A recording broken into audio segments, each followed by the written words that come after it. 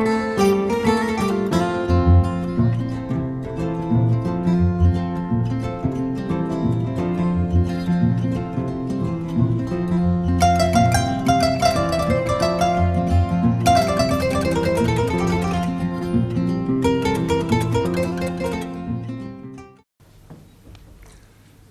le monde au sein duquel nous évoluons, qui est celui de la mondialisation, nous sommes confrontés à un phénomène qui risque de se traduire par la disparition des réalités des pays comme les nôtres, parce que la mondialisation, elle agit par effacement des différences, en essayant de projeter au devant de la scène une pensée unique dans le moule duquel l'ensemble des populations du monde finissent, bon gré mal gré, par se calquer. Cela est extrêmement grave dans des pays tels que les nôtres, parce que notre pays a non seulement connu un processus de colonisation, un processus d'agression lié à la traite atlantique, mais également un processus de néocolonisation qui fait qu'en définitive, beaucoup de problèmes qui ont jusqu'à présent empêché sa population de s'approprier son patrimoine historique et d'essayer de l'utiliser à des fins de réarmement moral n'ont pas été mis en œuvre. Très peu de personnes connaissent Thierno Souleymane Baal, tout comme très peu de personnes connaissent l'université de Pire dans laquelle il a été fondé, comme très peu de personnes connaissent Khali Amar Fall, qui en a été le fondateur en 1603 et qui a donné son nom à l'amphithéâtre de l'université Cheikh Anta Diop. Je me rappelle, lorsque j'avais à l'époque proposé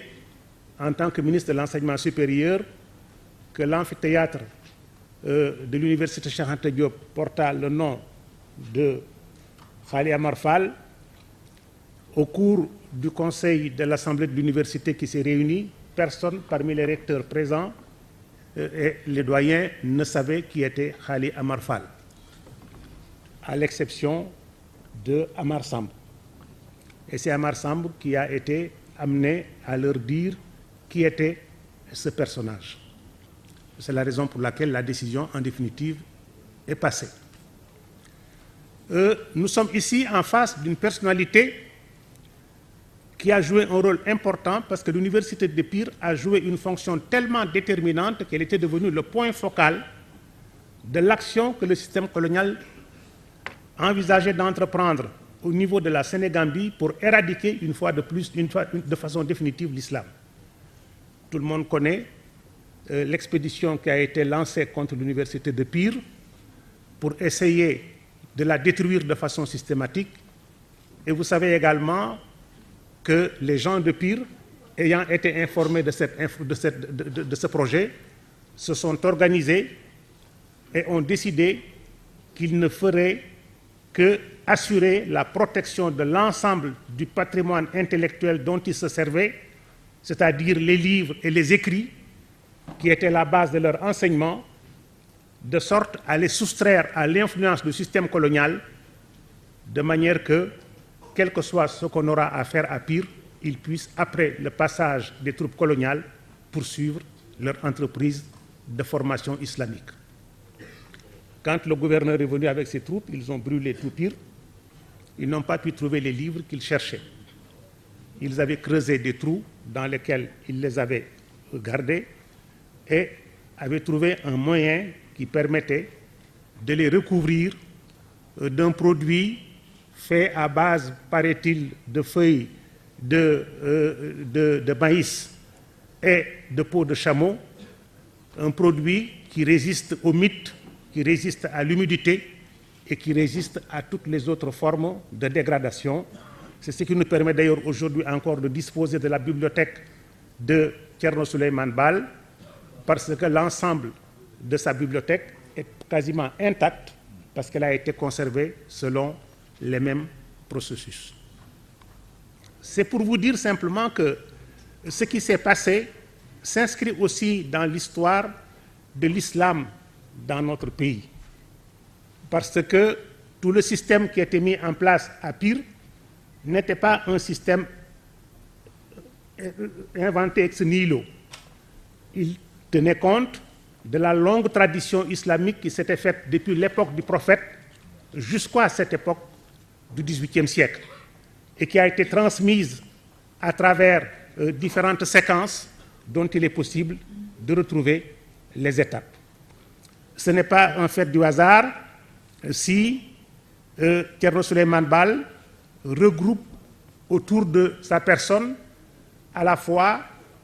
une qualité de stratège politique, une qualité de stratège militaire, une qualité de stratège religieux. D'autres chefs avant lui ont réuni ces différentes responsabilités et ces différentes qualités et ont pu, grâce à cela, faire face à tous les problèmes auxquels ils étaient confrontés de leur vivant. Si nous devons donc essayer aujourd'hui d'échapper à la mondialisation, il me paraît important que nous fassions l'effort de porter notre attention sur notre passé et sur notre culture. Tout à l'heure, le professeur Thioub a dit que beaucoup de questions que nous avons à résoudre sont des questions qui, en fait, avaient déjà été posées dans notre pays et que d'autres les avaient résolues avant nous. Il a parfaitement raison, y compris les problèmes qui se posent dans notre actualité la plus brûlante aujourd'hui. Ce sont des questions qui déjà étaient posées depuis 1776. Mais ce qui, à mon avis, me paraît important chez Thierno Souleymane Baal, c'est que nous avons, à travers cette personnalité, une sorte de synthèse de tout ce que la Sénégambie a connu pendant toute la période qui a été depuis l'époque où l'islam y est arrivé jusqu'au moment où sa révolution a éclaté. Il ne faut quand même pas oublier que nous sommes dans une zone qui a bénéficié d'un héritage extrêmement ancien, d'un humanisme qui trouve ses racines dans l'Égypte pharaonique. Déjà dans la fondation de celui que l'on appelait le prince qui était chargé d'exercer le pouvoir dans l'Égypte pharaonique, il y avait beaucoup de préceptes et beaucoup de règles qui étaient des règles humanistes extrêmement élevées qui ont été ensuite reprises par beaucoup de religions qui se sont développées et qui, en fin de compte, ont donné naissance en Afrique à des pôles d'humanisme extrêmement développés, tant et si bien que même le prophète Mohammed, paix et salut sur lui, quand il a eu à chercher un refuge pour abriter les premiers musulmans qui, à la Mecque, étaient confrontés à des persécutions insupportables, il a choisi un pays africain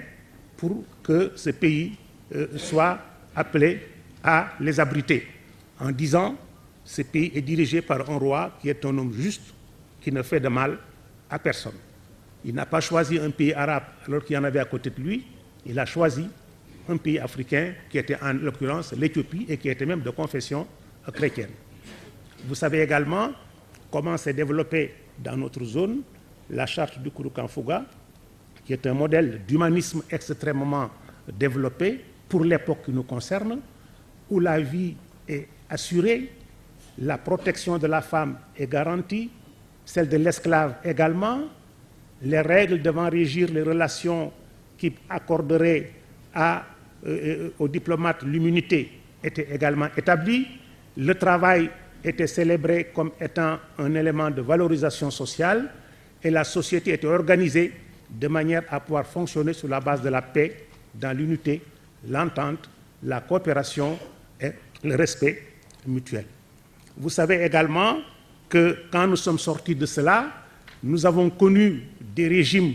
qui ont eu un rôle extrêmement important dans le processus visant à façonner les consciences. Je pense que la grande aventure almoravide, qui a commencé sur les berges du fleuve Sénégal et s'est prolongée jusqu'au cœur de l'Espagne, représente une étape particulièrement importante. On a parlé tout à l'heure du mouvement Nasr el-Din, qui a été une étape importante, même si sa durée n'a pas été particulièrement importante. Et il y a eu la guerre des marabouts et d'autres événements qui sont tous des événements qui marquent de façon indubitable l'existence d'une conscience musulmane extrêmement développée dans la zone, parce que les pôles dans lesquels se développait l'islam étaient nombreux. Ce n'était pas seulement que Pire, c'était le Mbakhol, c'était le Nguik, c'était le Ndiagourey, c'était Koki, c'était Nyomre, c'était d'autres endroits extrêmement importants, c'était Yamal et tout ça, où les gens déjà avaient mis sur pied des mécanismes et des processus permettant, en s'appuyant sur les valeurs de l'islam et sur la gouvernance telle qu'elle a été définie par les khalifes Rachidoun, en s'inspirant de l'exemple du prophète, pouvait permettre d'avoir une société d'équilibre, une société de justice, une société également de droiture et d'intégrité. Et je pense que c'est tout cela que Thierno Souleymane Baal a pris en compte dans une synthèse harmonieuse pour tenter de le mettre en application. Si on ne place pas cette dimension essentielle, qui est une dimension qui, à mon avis, est fondamentale et stratégique, on ne comprendra pas le sens du combat qu'il a eu à mener.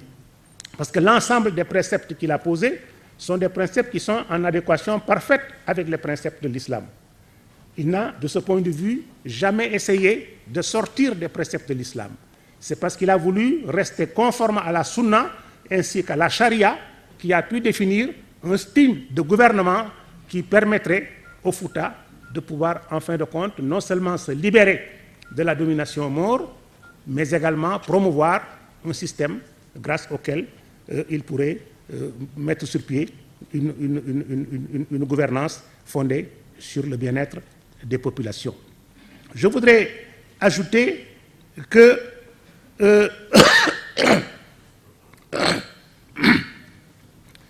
la décision qu'il a prise de ne pas accepter d'exercer le pouvoir donne également à sa geste une dimension tout à fait exceptionnelle. Ce n'est pas quelqu'un qui a décidé d'engager le changement qui devait intervenir au Fouta pour des raisons personnelles. Et nous sommes au XVIIe siècle. C'est-à-dire à une époque où la lutte pour le pouvoir en Europe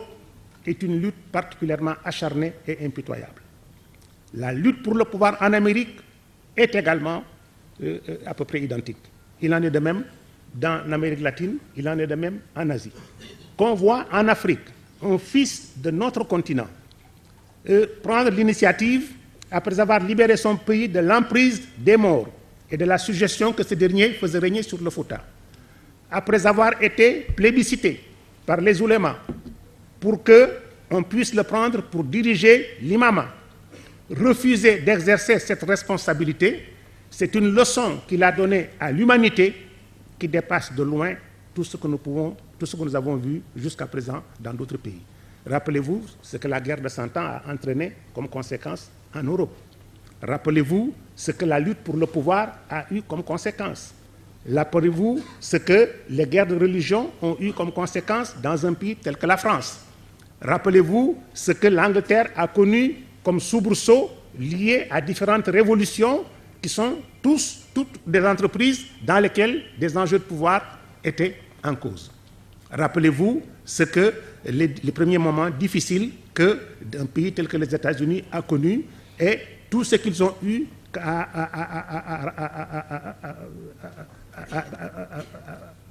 à dominer comme difficulté, comme obstacle et comme facteur capable de remettre en cause les options fondamentales qui devaient être les leurs. Que nous ayons donc dans notre pays un leader politique qui non seulement s'investit lui-même dans le combat, participe à toutes les batailles, il donne le meilleur de lui-même, mais qui au moment du succès, lorsqu'il obtient la victoire et lorsqu'on procède au choix d'un dirigeant, décide de rester un combattant au service de la foi, mais de ne pas accepter d'exercer le pouvoir, me paraît être quelque chose de particulièrement fort que nos jeunes doivent connaître, que notre pays doit connaître, que les Africains doivent connaître, pour qu'on sache que l'Afrique n'est pas seulement la terre où les gens, pour le pouvoir, se battent éperdument sans tenir compte de quelque facteur que ce soit, que nous avons aussi chez nous des humanistes et des hommes, n'est-ce pas, armés d'une morale extrême, capables, dans n'importe quelle circonstance, de mettre en avant ce qu'ils croient être l'intérêt supérieur de la nation, n'est-ce pas? Je pense également que, en décidant de s'attaquer à l'esclavage et en posant des gestes qui permettaient, lorsqu'ils se trouvaient en face de personnes qui étaient victimes de l'esclavage, d'intervenir pour les libérer et leur rendre la liberté, c'est un geste d'une grandeur exceptionnelle, même si déjà des actes de cette nature ont pu être enregistrés ici ou là, n'est-ce pas? Ce qui est important, c'est que lorsque dans son régime à lui, il considère qu'un homme qui sait lire et écrire le Coran et qui est un musulman ne peut pas être un esclave et doit être nécessairement libéré s'il a été un esclave, c'est une option qui me paraît extrêmement importante et qui marque également un pas en avant par rapport à tout ce que nous avons eu à connaître, qui est une zone de tradition, fortement dominée pendant plusieurs années, pendant plusieurs siècles, par des forces étrangères, où existait le phénomène de la royauté, de rompre avec le phénomène de la royauté pour installer une république qui sera la première république noire, car contrairement à ce qu'on dit, la première république noire n'a pas été la république Lébou. La première république noire n'a pas été la république d'Haïti. La république d'Haïti a commencé quand Toussaint Louverture a lancé la bataille entre 1791 et 1797. Déjà, Thierno Souleymane Baal avait instauré la république. La république Lébou a commencé beaucoup plus tard, au début du 19e. Par conséquent, je pense que déjà à cette époque-là, en rompant avec la royauté, pour instaurer un régime républicain, en disant désormais le pouvoir, il va se passer dans le cadre de l'imama, et celui qui va l'exercer, c'est quelqu'un qui va le transmettre non plus à quelqu'un de la même famille que lui ou du même sang que lui, mais à quelqu'un qui correspondra à des critères bien déterminés, en définissant des critères d'acception au pouvoir, critères qui existaient déjà dans le Cayor, dans un certain nombre de cas. Mais ici, il s'agit de critères à consonance islamique. Il faut qu'il sache qu'il connaisse le Coran, qu'il connaisse la Sunna, qu'il ait toutes les qualités nécessaires pour faire un bon imam. Il faut que ce soit quelqu'un qui soit suffisamment équilibré pour faire face à toutes les forces et pressions qui pourraient s'exercer sur lui. Mais il faut qu'il n'exerce son mandat que pendant 2 ans, pendant 2 mandats et 2 mandats seulement, et que s'il veut aller au-delà de ces 2 mandats, on doit l'en empêcher. Il a posé un acte d'une portée qui dépasse le XVIIIe siècle, le XIXe siècle, le XXe siècle, et qui ne commence à être appliqué au XXIe siècle uniquement. Je vous rappelle que même aux États-Unis, lorsque la Constitution américaine a prévu que le président de la République ne pouvait pas se présenter à plus de 2 mandats, il est arrivé des moments où on a changé la Constitution pour permettre à un président de se présenter à un 3e mandat. Thierno Souleymane Baal, lui, dit jamais il n'y aura d'entorse à cette règle. Il faut obligatoirement qu'on procède au changement de l'imam, et s'il y a des forces qui veulent s'y opposer, il faudra leur appliquer la règle du droit et la règle de la force. Je ne sais pas si on réfléchit assez à la profondeur de pensée de cet homme, à son génie politique, à sa vision prospective, sa capacité de dominer les événements, de lire dans l'avenir, de comprendre que la stabilité, elle réside dans une gouvernance qui est sobre, qui est limitée, qui est contrôlée, qui est assortie de conditions. Nous sommes à une époque où l'Europe se débat de façon singulière dans le pouvoir personnel royal et où des chefs d'État disent « l'État, c'est moi ».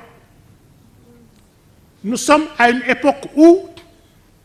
n'importe quelle autorité investie du pouvoir croit avoir le droit de faire ce qu'il a envie de faire. Je vous rappelle simplement que jusqu'au XIXe siècle, beaucoup de critiques que les gens ont faites à Sidia Léon Diop, par exemple, quand il était roi, quand il était le chef de canton de Mirnaguen, c'était le fait que, sur la gestion d'un certain nombre de problèmes concernant la collectivité, on ne le faisait pas selon les règles qui étaient en général souhaitées par Thierno Souleymane Baal. Alors, c'est la raison pour laquelle je dis que la vision que cet homme a, ça me paraît tellement original, ça me paraît tellement avant-gardiste, que le Sénégal devrait en faire un porte-drapeau pour montrer au monde entier que l'Afrique n'est pas une terre où la démocratie est absente. Elle est dans notre culture, elle est dans notre histoire, que nous avons même conçu une démocratie plus avancée que celle de ceux qui se présentent comme des donneurs de leçons. Et ça, quand même, c'est quelque chose de particulièrement important. En décidant de prélever sur les caisses de l'État les moyens nécessaires pour venir en aide aux pauvres, aux femmes, aux indigents, aux malades, il anticipe la notion de bourse de sécurité familiale. Et cela bien avant les Brésiliens. Et cela bien avant l'exemple que nous sommes en train de vivre ici au niveau du Sénégal. N'est-ce pas? Mais en instaurant en même temps une justice qui accepte le recours pour contester les décisions et qu'il décentralise de manière qu'il touche tous les secteurs de la société, et en l'organisant autour d'hommes choisis en fonction de leur probité, de leur intégrité, il nous place dans un contexte où nous sommes en train, il y a quelques jours, d'être témoins d'un document écrit par un magistrat qui lui-même nous indique les voies par lesquelles on doit passer pour libérer la justice de l'emprise du pouvoir afin de lui permettre d'exercer son magistère de façon convenable. Et cela, lui, depuis 1776 déjà, il l'avait plus ou moins posé. Avant Jules Ferry, il a instauré la gratuité de l'enseignement et l'a étendue à toutes les couches, sans tenir compte de leurs conditions sociales. Et c'est quelque chose qui me paraît parce que ce qui a fait la force de Jules Ferry et ce qui lui a donné son aura politique, c'est l'action qu'il a menée pendant la Troisième République au service de l'école. Lui avait déjà franchi cette étape. Et bien avant lui, il avait posé ces différents jalons. Alors, c'est la raison pour laquelle, quand il dit que même quand vous élisez un chef, l'imam, surveillez-le pour savoir est-ce qu'il s'enrichit. Lorsque donc, déjà, il pose le problème de l'enrichissement illicite, illégal, la nécessité de rendre compte, l'obligation de se justifier et la capacité de sévir contre ceux qui iraient à l'encontre de tels principes. Il nous met également au cœur d'une problématique extrêmement contemporaine qui jusqu'à présent n'a pas encore été réglée par le monde développé, puisqu'aujourd'hui encore, à travers le secret bancaire et à travers d'autres pratiques qui ont usage dans la plupart de nos pays, la transparence n'est pas encore quelque chose de particulièrement accepté comme tel. Alors tout cela, quand nous avons des fils du Sénégal